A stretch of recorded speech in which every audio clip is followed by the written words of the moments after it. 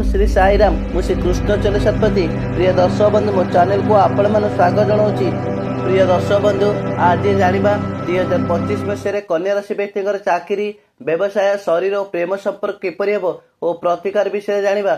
कन्या राशि अधिपति होती बुधदेव। ज्योतिष शास्त्र अनुसार 2025 मसीह कन्या राशि वार्षिक राशिफल केमिति अछि ताहा जानिबा। कन्या राशि व्यक्ति 2025 मसीह पारिवारिक जीवन किपरि अछि। कन्या राशि व्यक्ति मानकर चलित वर्ष आपण परिवार सदस्य को अधिक समय दे पारिबो नाही, कारण वर्ष आरंभ में आपण अत्यंत कार्यव्यस्त रहिबो। आपण परिवार में सुख और शांतिर परिवेश रहिबो। राहु और केतु प्रभाव जोगु वर्षर मध्य भाग में वैवाहिक जीवन में किछिटा समस्या देखा दिबो। बृहस्पति देव गृह उपरे प्रभाव जोगु आपण को समाज रे स्थिति प्रतिष्ठा बढ़िबार लागि जिवो। मार्च मास पर शनि ग्रह सप्तम घर गमनागमन करुथिबारु आपणक दाम्पत्य जीवन में किछिटा समस्यार सामना करने को पड़िबो।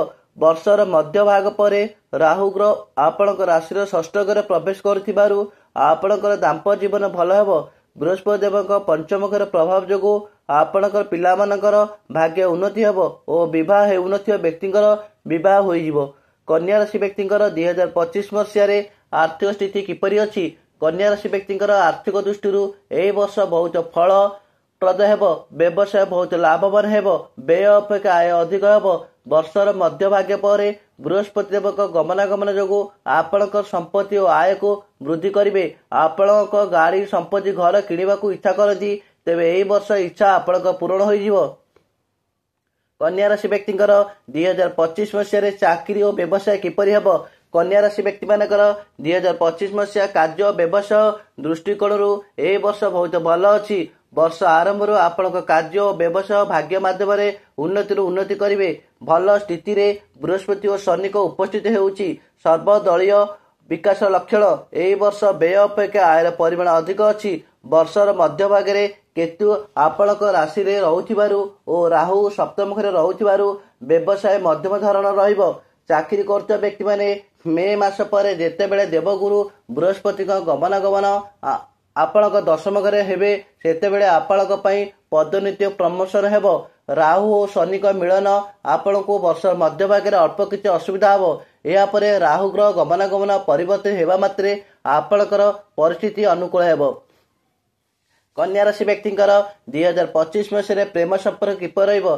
2025 मसीह कन्या राशि व्यक्ति प्रेम संपर्क वर्ष आरंभ बहुत भल समय अच्छी। आपणक राशि रे नवम बृहस्पति गमनागमन नवम घर पंचम घर दृष्टि पड़ुथिबारु वर्ष मध्य भाग में जो माने दीर्घ दिन धरी प्रेम करथिले, जो माने विवाह को अपेक्षा करथिले, वर्षर मध्य भाग में सेमानकर इच्छा पूर्ण हेबो।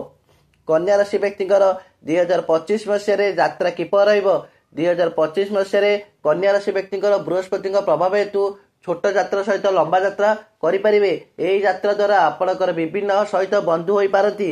वर्षर मध्य भाग पर जेतेबेले केतु द्वादश घरे गमनागमन करेंगे, धार्मिक यात्रा आड़ को नहीं जीवो। आपण मध्य पिता माता सहित तीर्थयात्रा कर सुजोग पाइपर। कन्या राशि व्यक्ति 2025 मसीह स्वास्थ्य किपर रहिबो। 2025 मसीह कन्या राशि व्यक्ति स्वास्थ्य दृष्टिकोण वर्ष आरंभ भल हेबो। बृहस्पति देव तुम राशि नवम घर रहुथिबारु आपणक स्वास्थ्य बहुत भल रहिबो। मानसिक शांति और सुख सकारात्मक स्वास्थ्य अनुकूल रहिबो। वर्षर मध्य भाग पर राहु आपणक राशि षष्ठ घर गमनागमन करेंगे। तेणु आपण को हठात किसी स्वास्थ्य संबंधी समस्या गैस पेट संबंधी देखा किंतु बृहस्पति देव जो स्वास्थ्य जनित रोगर समस्या खूब शीघ्र भल रही। जय जगन्नाथ।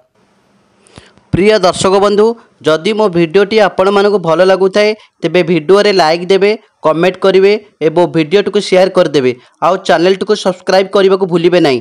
जय जगन्नाथ।